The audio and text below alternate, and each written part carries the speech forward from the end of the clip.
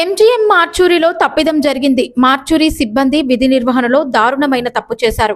అది కప్పుపుచ్చుకునే ప్రయత్నం చేసినప్పటికీ విషయం బయటకు రావడంతో మార్చూరి సిబ్బంది నిర్లక్ష్యం బయటపడింది. అసలు ఏం జరిగిందంటే, వరంగల్ ఎంజీఎం ఆసుపత్రిలో మార్చూరి సిబ్బంది నిర్లక్ష్యంగా వ్యవహరించి మృతదేహం మార్చి అప్పగించారు. అంటే ఒకరి కుటుంబ సభ్యులకు వేరే ఎవరిదో మృతదేహం అప్పగించి చేతులు దులుపుకున్నారు. వివరాల్లోకి వెళ్తే, రాయపర్తి మండలం మైలారం గ్రామానికి చెందిన కుమారస్వామి అనే వ్యక్తి రోడ్డు ప్రమాదంలో గాయపడి ఎంజీఎంలో చికిత్స పొందుతూ మృతి చెందాడు.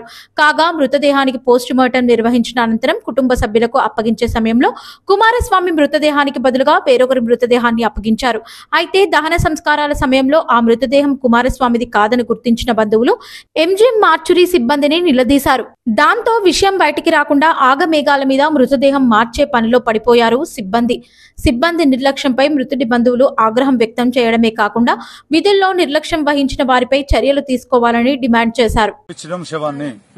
మాకు ఎంజీఎం లో శవాన్ని ఈ ఎంజీఎం డాక్టర్లు గాని వీళ్ళు గాని ప్రొఫెసర్లు గాని ఎలా ఉల్టగా పంపించడానికి దాన్ని మరి మేము ఏం చేయాలని గుర్తించింది. వాళ్ళ భార్య గుర్తించింది, బిడ్డ గుర్తించింది, ఇయ్యంపుడు గుర్తించింది, ఇయ్యపుడు గుర్తించారు, మనవాళ్ళతో సహా అందరు గుర్తించారు.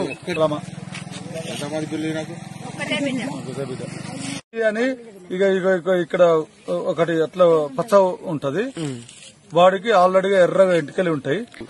ఇది నేను డేట్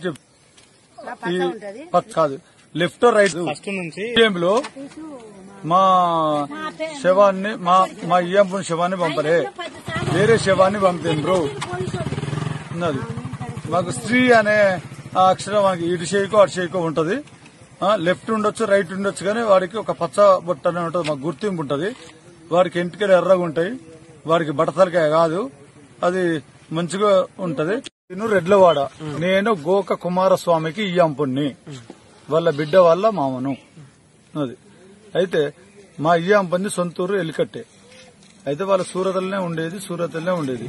2001లో అలాంటి టైంలో ఇక్కడ అయితే ఆయన వచ్చి ఇక్కడ సుతార్ పని చేసుకుంటూ తొర్రులు ఉంటాడు. మైలారంలో వాళ్ళ అత్తగారు ఊర్లోనే నివాసం కిరాయి తీసుకుని ఉంటున్నారు. ఏది ఈ మైలారంలో. ఇక ఆయనే ఏది సుతార్ పని కోసం వేస్తాడు. మా ఇయ్యపురాలు మాత్రం అంటే మా చెల్లెలు ఇక్కడ పని చేసుకుంటుంటది. అయితే కొద్దిగా తాగుతాడు, ఆయన పని చేస్తాడు, సుతార్ పని చేస్తాడు, కొద్దిగా తాగుతాడు. ఆయన ఇక అనారోగ్యంగా కొద్దిగా తోరుడు. అయితే ఇక్కడ వీళ్ళ భార్య భర్తలలో కొద్దిగా డిస్టర్బెన్స్ వచ్చింది. ఎందుకంటే నువ్వు తాగుతాను అనే ఆలోచనలో కొద్దిగా డిస్టర్బెన్స్ వస్తే వాళ్ళ అక్కలు తొర్రలు ఉంటారు. అయితే వాళ్ళ అక్కలు ఇళ్లలో ఉంటున్నారు.